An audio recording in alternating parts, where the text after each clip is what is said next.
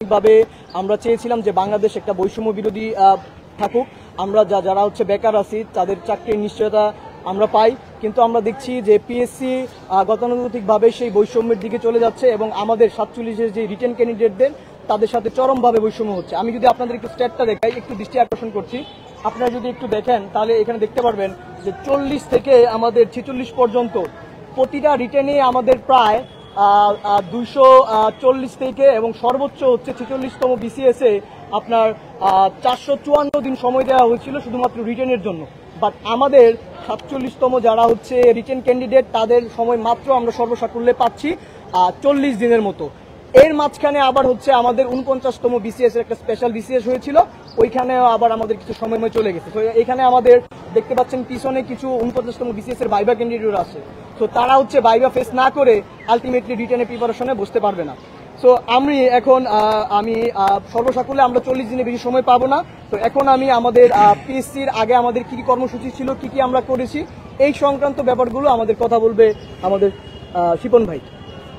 আসসালামু আলাইকুম। আমাদের এই বিষয়টি নিয়ে আমরা সর্বপ্রথম গত 20 অক্টোবর পিএসসিতে যাই এবং খুব সুশৃঙ্খলভাবে তাদের সাথে দেখা করি এবং স্মারকলিপি দিয়ে আসি। তো সেদিন তারা নিজেরাও আমাদেরকে অনেক আশ্বাস দেন যে হ্যাঁ বৈষম্য এটা হচ্ছে বা আমরা কিছু একটা করব। তো সেই ক্ষেত্রে আমরা তাদের উপর বিশ্বাস রেখে চলে আসি। আর এরপর মাত্র 6 দিনের মাথায় 27 নভেম্বর 6 দিনের মাথায় 26 অক্টোবর তারা রুটিন প্রকাশ করে এবং পূর্বের সময় অনুযায়ী যে 27 নভেম্বর পরীক্ষা নেওয়ার কথা ছিল সে অনুযায়ী রুটিনটি প্রকাশ করে। এরপর আসলে আমাদের আকাশ থেকে পড়ে যাওয়ার মতো অবস্থা ছিল।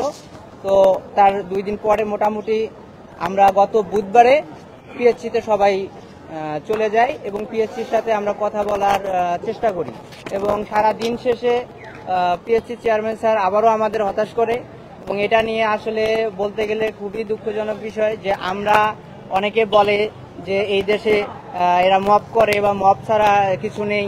আসলে একটা জিনিস আজকে আমি স্পষ্ট বলতে চাই, এই দেশের পলিসি মেকাররা, এই দেশের প্রশাসন সরকার তারা এমন কিছু করে যেগুলো আসলে আমাদের ভায়োলেন্স বা মব না করে উপায় থাকে না, এমন তারা আনথিঙ্কিং ফুল হার্ডি। কেন আমাদের 20 তারিখে যখন আমরা স্মারকলিপি দিলাম, এটা কি আমার মবে যাওয়ার দরকার ছিল বা মবে গিয়েছিলাম? আমরা সুন্দর সিস্টেমে গিয়েছি, তাদেরকে বুঝিয়েছি, বৈষম্য তারাও মেনে নিয়েছে। তাহলে তারপর তারা কেন আমাদের দাবিটাকে সামান্যতম বিবেচনা করলো না?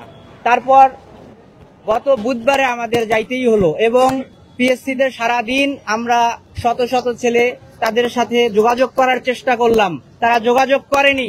বাধ্য হয়ে আমাদেরকে তাদের গেট অবরোধ করতে হয়েছে। এই যে বাধ্য করার সিচুয়েশনে তারা নিয়ে যাচ্ছে, তারপর পাবলিক বলবে, দেশের অন্যান্যরা সবাই কি বলবে, আমরা মব করছি। আসলে শুরুটা দেখেন, 20 তারিখ থেকে শুরুটা দেখেন। আমরা তো স্মারকলিপি দিলাম, সুন্দর সুশৃঙ্খল উপায়ে তাদের সাথে যোগাযোগ করলাম। গত বুধবারে আবার যখন তাদের সাথে গেলাম, শুরুতে তো আমরা গেট অবরোধ করিনি, আবারও তাদের সাথে যোগাযোগের জন্য আমরা চেষ্টা করলাম, কিন্তু দিন শেষে তারা আমাদের হতাশই করতেছে। তাহলে সর্বশেষ আমাদের সামনে রাস্তা তারা কি দেখাচ্ছে, এটা তো তাদের দায়। এই যে এখন সর্বসাকুল্যে যে 60 দিন দিয়েছিল তার মধ্যে 49তম বিসিএস গত 10 অক্টোবর শেষ করার পরে আমাদের সেখান থেকে 20 দিন মাইনাস হওয়ার পরে 40 থেকে 45 দিন ছিল। এর মধ্যে 49তম যারা প্রিলি উত্তীর্ণ হয়েছে এবং পরবর্তীতে আগামীকাল থেকে আগামী 9 তারিখ পর্যন্ত তাদের ভাইভা চলবে। এখন আমাদের কিছু ভাই আছে, সহপাঠী আছে যারা 9 তারিখ পর্যন্ত ভাইভা দেবেন, তাদের সাথে আগামী 9 তারিখ পর যদি আগামী 27 নভেম্বর পর্যন্ত হিসেব করা যায়, মাত্র 18 দিন পর্যন্ত তাদের হাতে সময় থাকে। এই ধরনের এত বৈষম্য করে তারা কিভাবে একটা লিখিত ডেট নিতে পারে? তো এই ক্ষেত্রে আমরা খুবই তাদের কাছে আশাহীন এবং আমাদের অভিভাবকদের কাছে বারবার এখনো জানাচ্ছি, আমাদের জন্য অন্তত কিছু না কিছু সময় বাড়িয়ে সবার জন্য একটা সুন্দর সময়ের ব্যবস্থা করে পরীক্ষায় উপস্থিত হওয়ার জন্য ধন্যবাদ শিপন ভাইকে। এই পর্যায়ে আমাদের সামনে কথা বলবেন হচ্ছে আমাদের সাইদ ভাই কিছু গুরুত্বপূর্ণ তথ্য তুলে ধরবেন। আসসালামু আলাইকুম। তো আসলে আপনাদের কাছে যে ব্যাপারে ডাকা সেটা হচ্ছে আপনারা আমাদের তথ্যগুলো হয়তো বুঝতে পারতেছেন না, অনেক কিছু এই ডাটাগুলো হয়তো দেশবাসী বুঝবেন না। তবে এতটুকু আমরা বলতে পারি যে আমাদের দেশে যারা পলিসি মেকিং করেন তারা আসলে যে কাজের জন্য অভিজ্ঞ না বা দক্ষ না তারাই কিন্তু আসলে বিভিন্ন ধরনের পলিসিগুলো করে, কিন্তু যাদের জন্য পলিসি করে তাদের সুবিধা অসুবিধা বা তাদের সাথে এটা বিবেচনা না করেই ওনারা বিভিন্ন ধরনের স্বৈরাচারী আচরণ করেন। এই ধরনের কারণে আমাদের আজকে আপনারা সবাই জানেন বাংলাদেশে বর্তমানে 27 লাখের মতো করে বেকার আছেন এবং বেসরকারি হিসাবে 63 লাখের মতো করে বেকার আছেন। এই বেকার সমাজকে কাজে লাগিয়ে ক্ষমতার হাওয়া বদল হয় লাশ বানিয়ে সে লাশ এখন অনেকে ক্ষমতায়, কেউ চেয়ারম্যান, কেউ প্রধানমন্ত্রী, কেউ প্রধান উপদেষ্টা, কেউ বিভিন্ন দলের প্রধান। কিন্তু আমাদের যে বেকার সমস্যা সে বেকার সমস্যা নিয়ে দেশের আসলে কোনো পলিসি, যে পলিসিগুলো যেভাবে চলে সে পলিসিতে আমাদের সেই ছাত্র সমাজ থেকে সহসভাপতি বের হয় আর IMGPFI বের হয়, কিন্তু এর বাইরে আর কোনো কিছু হয় না। আমাদের পলিসি মেকিং যেখানে হয় সেখানে পুরোপুরি স্বৈরাচারী একটা আচরণ। ওনারা কখনোই তার স্টেক হোল্ডারের সাথে কোনো আলোচনা করেন না এবং স্টেক হোল্ডারের সুবিধা অসুবিধা দেখে কোনো কিছু করেন না। এখন আপনারা আমাদের হয়তো সমস্যাটা বুঝতেছেন না, কিন্তু আমরা বুঝতেছি আর আমাদের পরিবার বুঝতেছে। এক একটা ছেলের সাথে এখানে প্রত্যেকটা ছাত্রের সাথে প্রত্যেকটা পরিবার জড়িত। আমাদের যারা 3-4 হাজার নতুন শিক্ষার্থী এবার BCS এর প্রিলিতে পাশ করেছেন প্রত্যেকটা শিক্ষার্থীর সাথে তার পরিবার জড়িত। কারণ আমরা গত 1 থেকে 1.5 বছর এই প্রিলির পেছনে, এই প্রিলিটা আপনারা হয়তো বা জানবেন, খবর নিলে জানবেন যে প্রিলিটা কিন্তু আরো জুনের দিকে হওয়ার কথা ছিল। সে প্রিলি বিভিন্ন কারণে আমাদের PSCর বিভিন্ন আন্দোলন দফা এবং আমাদের পুরাতন ব্যাচের বিভিন্ন দাবি দেওয়া এবং তাদের আন্দোলনের কারণে এবং PSC সুবিধার্থে PSC বারবার ডেট পিছিয়ে এই প্রিলিটাকে 9 মাসের উপরে নিয়ে গেছেন এবং এই 9 থেকে 10 মাস আমরা তারও 8 থেকে পড়াশোনা করতেছি। আমরা প্রায় 12 মাস পড়াশোনা করে কষ্ট করে অনেক ইতিহাসের সবচেয়ে কঠিনতম কোয়েশ্চেনের মধ্যে পাশ করে আজকে আমরা এখানে এসেছি। কিন্তু আমরা বিগত ইতিহাস থেকে দেখতে পাই সেখানে রিটেন পরীক্ষার জন্য এমন একটা সময় ছিল যে কিনা একদম কোনোদিন রিটেনে কোনো বই দেখেও নি, সেও যদি এসে শুরু করে তার জন্য একটা পর্যাপ্ত সময় ছিল যে পুরাতনদের সাথে কোপিট করে সেও যেন একটা প্রিপারেশন নিতে চায়। সেক্ষেত্রে অনেকজনে হয়তো বা প্রথমবার BCS দিয়েই সে তার পূর্ণাঙ্গ যেটা লক্ষ্য ছিল সেটা সে অর্জন করে চলে গেছেন।